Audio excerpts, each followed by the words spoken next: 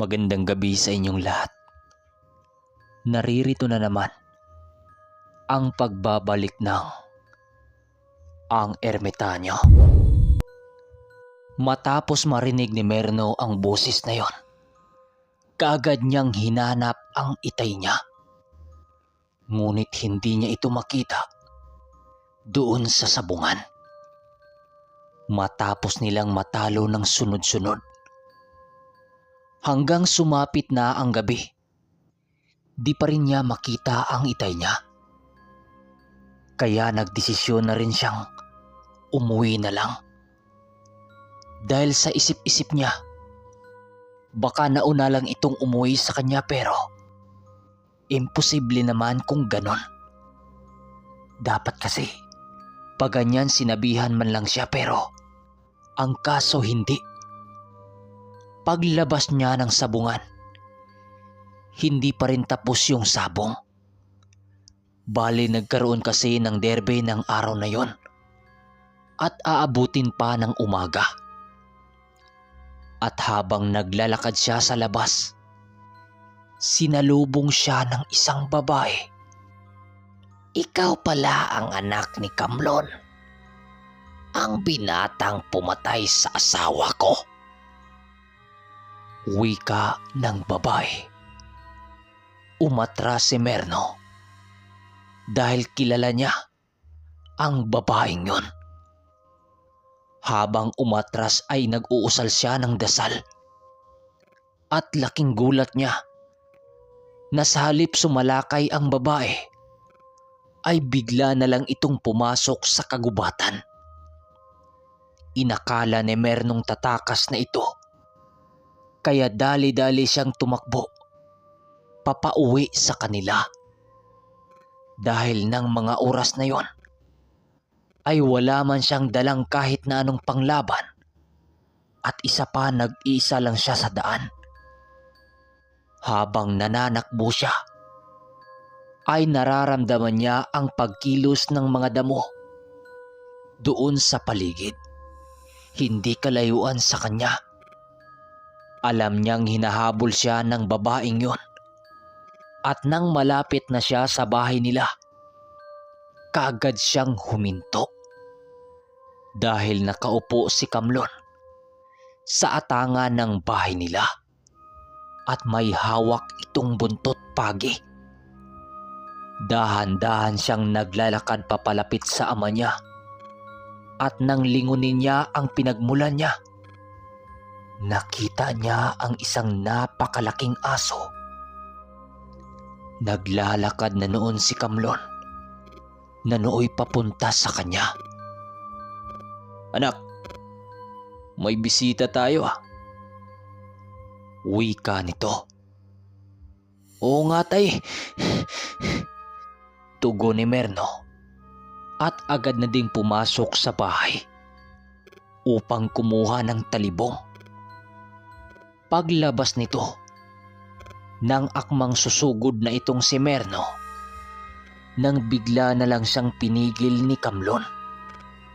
"Merno, teka, hindi yan nag-iisa. Tumingin ka sa paligid," wika nito, at agad na nagpapalinga-linga. Nang makita niya ang mga puno sa paligid, doon niya napagtanto na napaligiran sila ng isang pangkat ng aswang. "Tay, ang dami nila," wika ni Merno na noon ay natatakot na.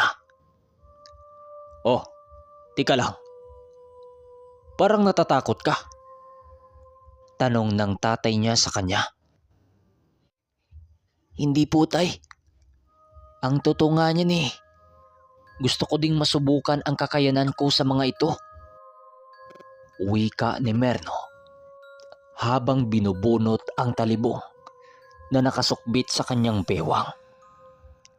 Agad nag-usal ang tatay niya at gumuhit ng krus sa lupa sa loob ng bakura nila. Sinabi ninyang hindi makapasok ang mga aswang sa loob ng bakura nila dahil sa dasal na pinakawalan niya doon. At nang tingnan ni Merno ang dambuhalang asong nasa bakuran nila, ay nagbago na ito ng anyo. Isa na itong babae noon at nagtatayuan ang mga buhok. Nung mga pagkakataong yon, alam na nila Kamlon na hindi sila lulubayan ng mga ito. Kaya napagpasyahan ng mag-ama na labanan ang mga ito. Sakto namang nandoon ang pinsan ng ama niyang si Turo. Lumabas ito ng bahay at agad lumapit sa dalawa. "Oh, ano? Susugod na ba tayo?" Tanong nito na agad namang sinang-ayunan ni Kamlon. Sabay silang tatlo sa paglalabas doon sa bakuran. At nang makalabas sila, agad namang nagsilabasan ang mga nilalang na nakatago sa mga puno. "Pagbayaran niyo ang pagpatay niyo sa asawa ko," wika ng babae. At agad sumugod sa kanilang kinaroroonan. Sinalubong naman ito ni Turo. Ngunit nang tagain niya ito, ay hindi lamang bumaon ang patalim sa balat nito. Sa kadahilanang dumulas lamang ang kanyang itak sa katawan ng aswang. At dahil doon, napaatras si Turo. "Hindi sila tabla ng mga itak natin.